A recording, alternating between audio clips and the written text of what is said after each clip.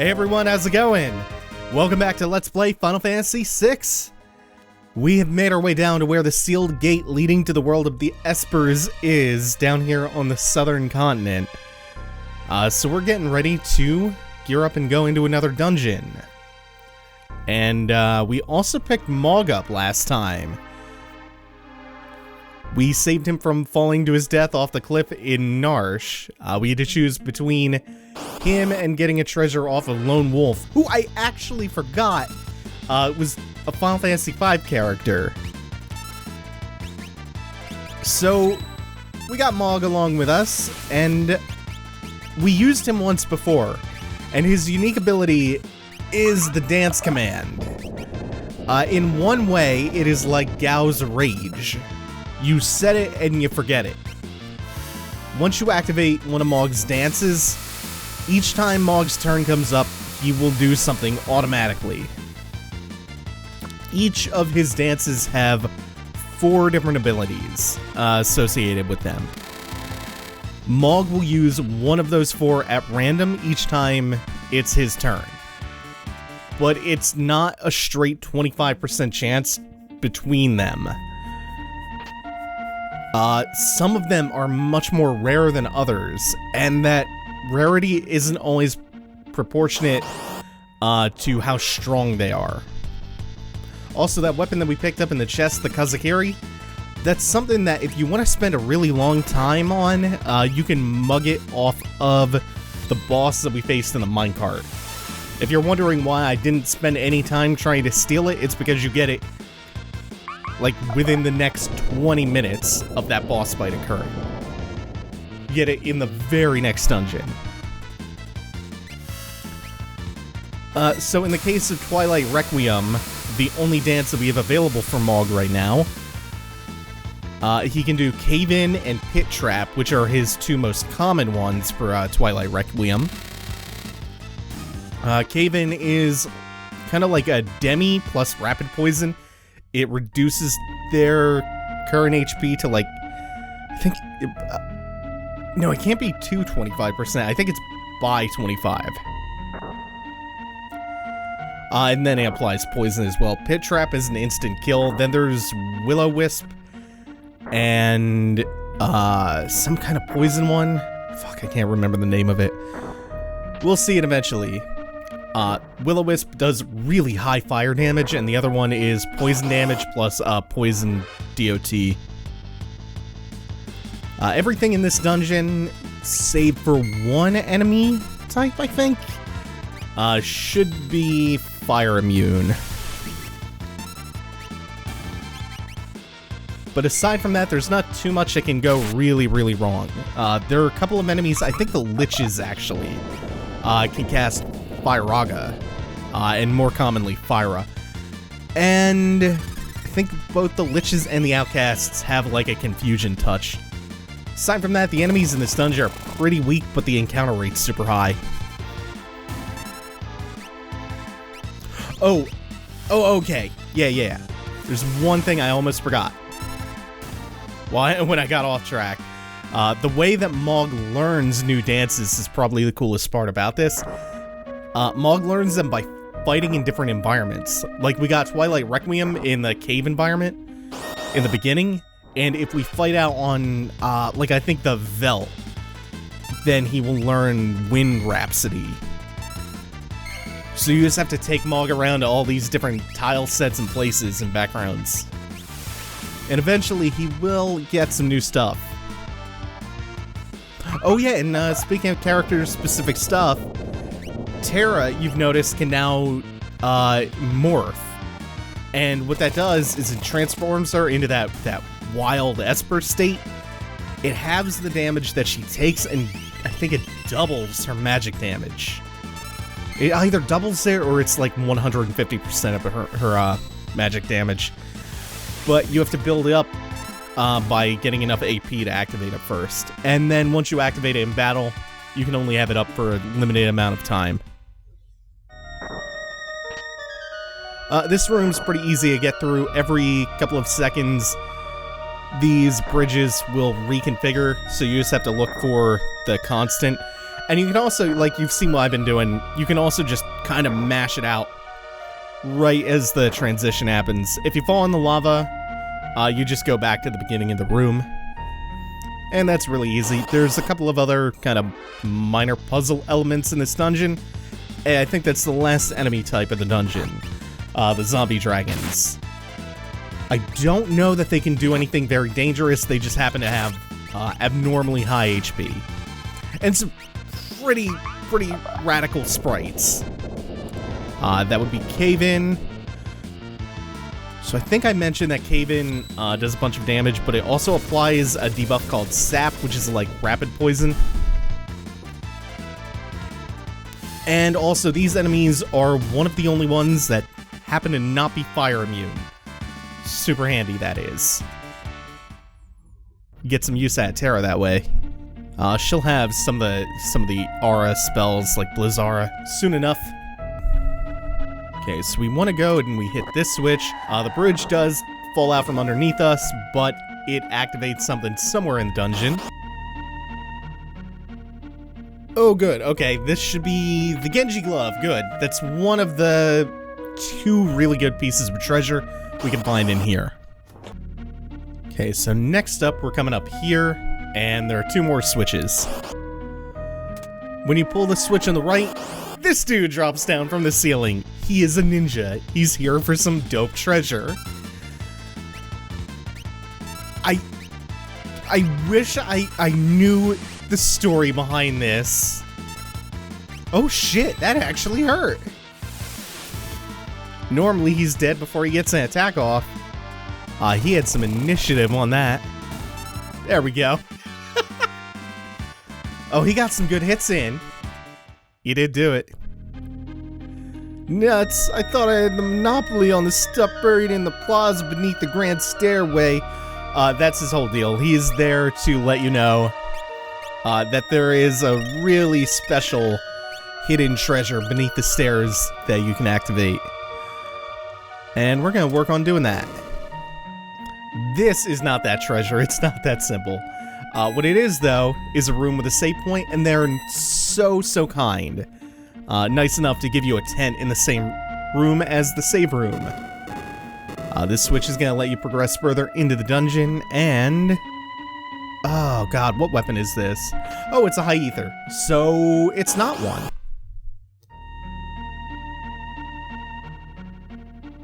Oh no, I've gone the wrong way. This is one of those blind passages where you just have to kind of wiggle around and try to find your way that way. Not bad. There we go. So you want to step on these 2 buttons. So that destroys the bridge that leads up to that chest, but you can see there's another way to it. Oh, that way is broken too. So we can only come down here for now. I think we want to come over here first. Yep, because that's where the 3rd button is. Here is where the good treasure is. There are 4 chests in total in this room. This one has magicite. I think there are 2 magicites in this room. And what I think the magicite shards do is summon a random Esper. So that is something that you might not have been expecting to see this early in the game. Even though we are coming up on about the halfway mark, still kind of surprising to see that at this point. The Ultima weapon is a recurring weapon in Final Fantasy. In this game, it was created based on the legendary monster by the same name, the Ultima weapon, during War of the Magi. Its damage is based on your level and how full your HP is. That Will-O-Wisp, by the way, is... whoop! That's my alarm going off.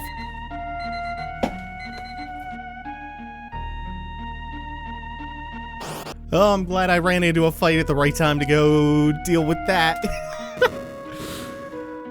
So the Will-O-Wisp, I think, is 1 in 16 chance of that show. It's either that or the frog. One is 1 in 16, the other's 2 in 16. I can't remember which is which. Whoops, I may have hit the switches in the wrong sequence. There's a switch in that chest over there. Yeah, I did this and kind of messy sequence. And if I didn't say before, the damage of the ultimate weapon is based on your level and how full your HP is. And let's just let this rock.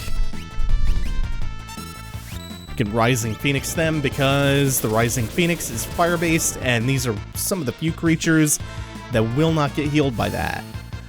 They will, however, get healed by the Poison Frog. Oh, yeah, we love that instant kill.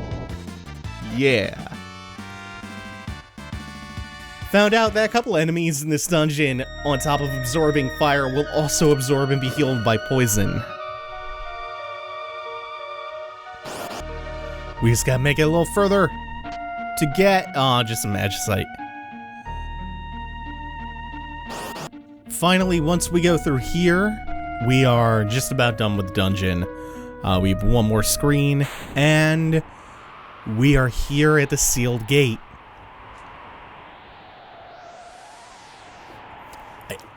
I adore this scenery. Even though I don't completely love the dungeon that precedes this, it's worth it for this moment.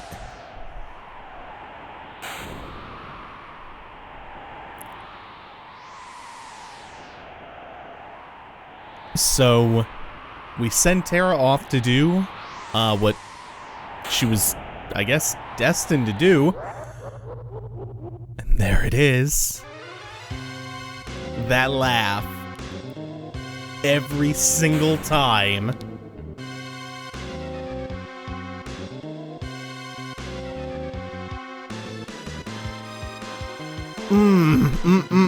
And here for another installment of God, this soundtrack is just so good! Oh, man! Oh, man. You're the puppet. So Kefka's played us all like damn fiddles. Oh, and they don't play the laugh over that. Oh well. All the better to hear this dope music with. Yeah, so that's the goal. Keep Kefka busy. Since he's not in his proper battle sprite, you know how it's gonna be like how it was back in the Imperial camp, where he's more of a pushover. This is a bit nothing. Yeah, and just right on to proceeding with Terra opening things up. God, she looks like she belongs in Kiss when she transforms. I think that's... I finally figured it out. Espers, heed my call. So is this all it takes? Because it seemed like the ritual to seal this whole thing up was a costly and long ordeal that was going to cost the Elder his life. So for someone half Esper to just be like, hey, knock knock, and undo that, oh, doesn't quite have the pageantry to it.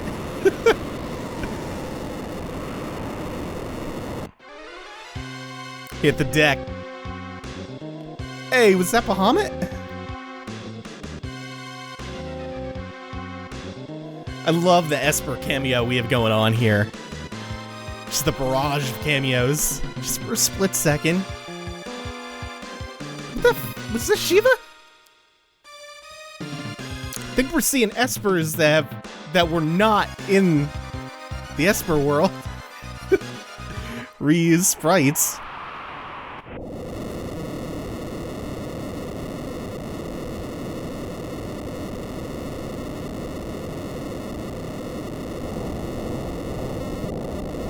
But there's something else going on.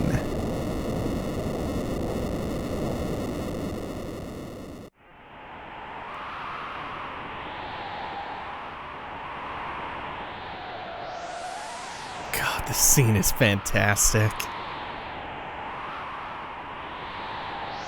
Yeah, what about the Espers? We're going to return to the airship somewhat abruptly, but there was a question posed. What about the Espers? And that We're gonna get to that in a moment. They sure were ready to just rush out of the gate. So once you go through all of that, they kind of just send you right back to the beginning of the dungeon, even though not quite at the beginning. Still gonna make you do one or two more fights while you try to reach the entrance.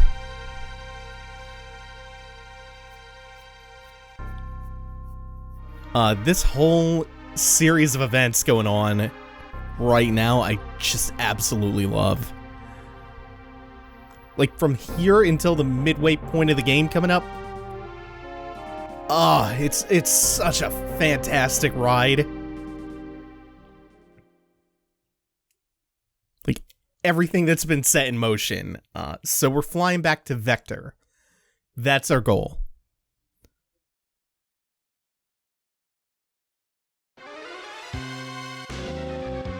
It's not gonna be that easy. And not because of the Empire.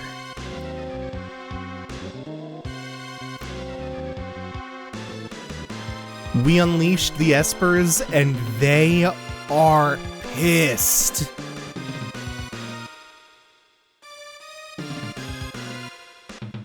Yeah, not just one Esper. This seems like a moment that was set up for a big climactic boss fight. And then things got shuffled around during the production phase. Yeah, there's another and another. Oh, the lunar whale.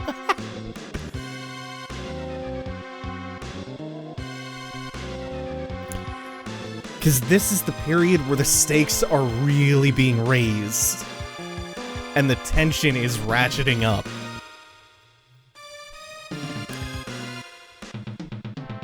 And you truly get a sense for how far we've come from the beginning of this. Oh, man.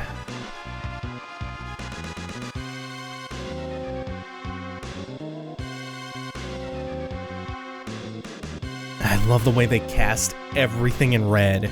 Not just the ship, the entire sky, it seems like, is on fire. Speaking of the ship, we're going down. We're getting ready for an emergency crash landing. Oh my god. And again, it's leaving enough to the imagination, but it's still just visually very impactful.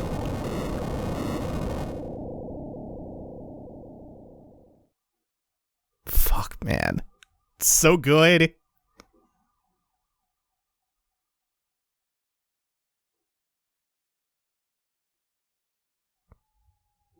Oh, hold on. Oh, my bad.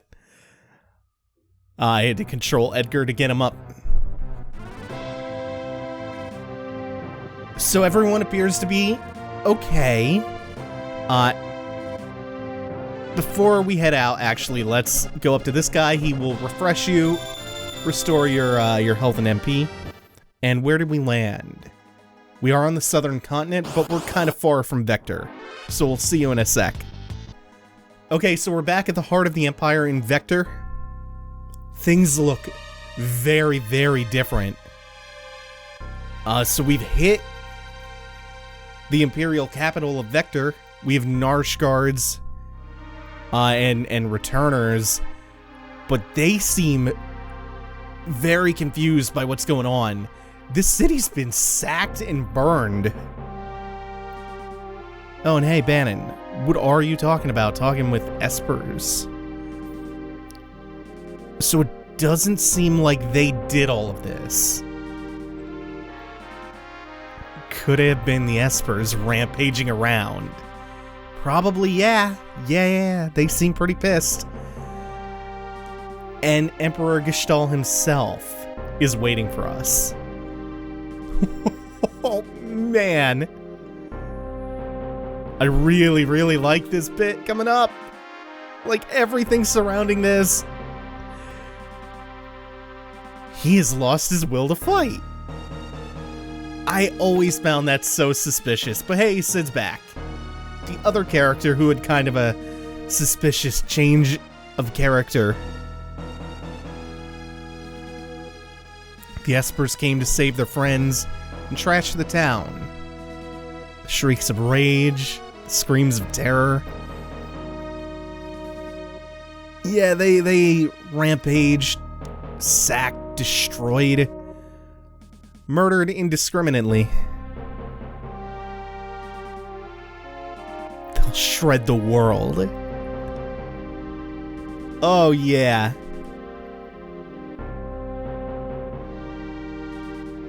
It was like a volcano going off. Okay, that's weird. We're gonna enjoy a big feast. We'll worry about this whole, like, Espers destroying the world thing tomorrow.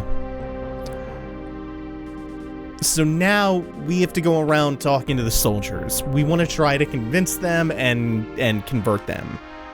Try and make them come around to our side. There are 24 Imperial soldiers that we have to talk to. Kefka's been in prison for war crimes. One person. You'll notice that it's keeping track. I should say we don't have to talk to all 24 of them. There are 24 we can talk to. We have a 4-minute time limit. Most of them will say something like, oh, Kefka's been in prison, I've lost the will to fight, blah, blah, blah. We have to try to motivate them. Others are a little bit more hostile. And part of the reason that we're doing this, why we're doing this at all, is, one, it contributes to the effort of ending the war. And you also get some pretty minor, I would say, extrinsic rewards in the form of, like, relics and maybe a weapon? No, I think it's just relics. God, how do I... Oh, shit. The perspective in that room was kind of fucked. But it's just a single sergeant. It does waste some time.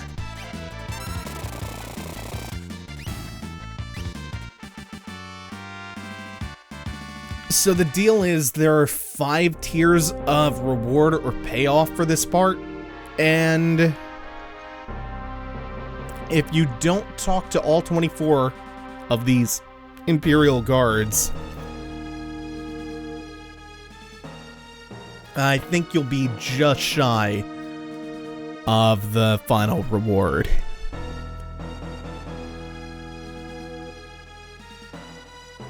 It's pretty tight. This room... Oh, fuck this room. This room is the reason that I never ever bother going after the final tier.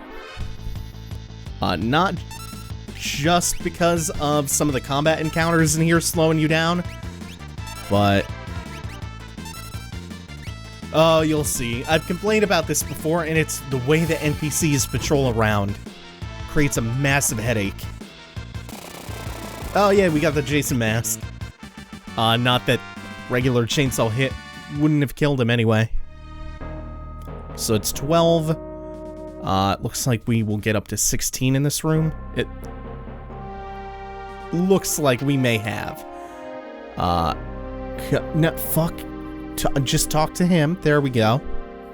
No, wait, 15. Unless... No, I'm trying to fake him out. No. Okay, I'm done. No, let me out of the room. I hate the way NPCs patrol. It drives me insane. I've also super lost track of where I have and have not hit up. Oh, these ones are a little bit stronger than the sergeants. These are mega armors. We've more or less encountered this enemy type before, and it's not going to stand up to more than 1 or 2 attacks. Okay, even an aura cannon that he's a little bit stronger against is still fine.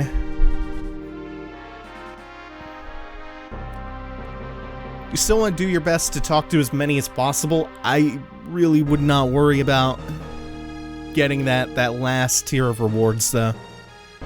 And just so you know, the only thing that you get extra from that final tier is a relic that cuts down the encounter rate. Yeah, there's no way I'm getting that. I'm just gonna go Also, one of the annoying parts about this is how often I don't realize some of those doors are there. They blend into the background really well. But yeah, that's fine. This is fine. 16 or 17 or wherever I'm at should still be plenty. Yeah, you get a relic that cuts down your encounter rate. So the second best is way, way easier to attain. And you get everything else aside from that one relic. And Sid, sure, Sid's an ally to the Returners now. So we're gonna have a lengthy discussion about the war and the situation with the Espers with Gestahl over dinner. So first off, let's toast to our homelands. This Q&A is also part of that hidden point counting thing that contributes to what reward you get. So I'm going to choose the optimal answers here. As much as I would love to execute Kefka, we're going to leave him in jail. And he tries to just say like, yo, sorry about the poison in Doma. We're going to tell him that it's inexcusable. Because, yeah, it absolutely is. I'm so terribly sorry. We're gonna try to rid the world of what poison remains. Okay, well, whatever. Then he kind of changes subjects to Celeste. And the optimal response here, and the one that I prefer, is to back her up and say that she's one of us. And he kind of acknowledges that Kefka was just messing with us and trying to play us against one another. So now we have 3 questions. Why did you declare war? And he says he did it for power. Let's keep asking him questions because that will get us points in this invisible scale. Yeah, kind of milquetoast response. One more question. Why do we have to talk to your men? Because some of my men refuse to embrace peace. And he wanted us to meet them face to face, so, okay, whatever. Again, some decent justification for why we just did all that. So already he's like, wow, my empire is just getting rocked by this shit. Way over my head. Flew too close to the sun on wings of wax. I don't think this one matters, what we ask, or what we respond to him with. I asked myself why I had started it in the first place. This is not the same Gestahl that we saw in a cutscene last episode. The maniacal, mustache-twirling villain. So he asks you to repeat the first question that you asked him. You have to keep that in mind. I think you get some kind of point penalty if you choose the wrong one. You also get a big penalty if you repeat a question. So when Sid calls for a break, embrace that. Take the break and then go up and talk to one of the guards up here, sitting next to Gestahl. Because he wants to test your mettle. So beat his ass in under 2 minutes. Beat their asses, the Imperial elite guards. This is not a hard thing to do, and you get some brownie points for doing so. And again, this character change from Sid before and now from Gestahl seems so sudden. Seems so sudden and suspicious that you might think that the Emperor was just gonna poison the party and permanently kill off all of the people that you chose to bring with you, leaving you with only the ones you didn't choose. Not that Kitase would ever do anything like that. Oh wait, that's how Final Fantasy VII was supposed to end. In the parachuting into Midgar bit at the end, Kitase wanted everybody but the last 3 people that you chose to die in that sequence. He wanted that to be the outcome of that. So then you start things back up. And he asks you, what do you want to hear him say? And optimally, you want to hear him officially declare that the war is off. They devastated my empire. After that, they flew north. Triangle Island, yep. We need to find them and convince them to set aside their aggression. So he has a point, the Espers wouldn't listen to the Empire, which is why he needs the help of Terra. So you can see cooking in the background this ulterior motive. His empire is being ravaged by these out of control Espers. And on the opposition is a half Esper who they might listen to. Ah, yeah, Sabin remembers General Leo from the Imperial camp outside of Doma. So Leo is gonna join us for now. Oh, this is cool. So we're joining up with General Leo. We're gonna take a cargo ship out north to the Triangle Island. And now it's just game planning who's coming with us and who's staying here. Locke is rightfully suspicious. But it looks like the party is going to be at least Terra, at least Locke, and then I think we get to choose 2 others.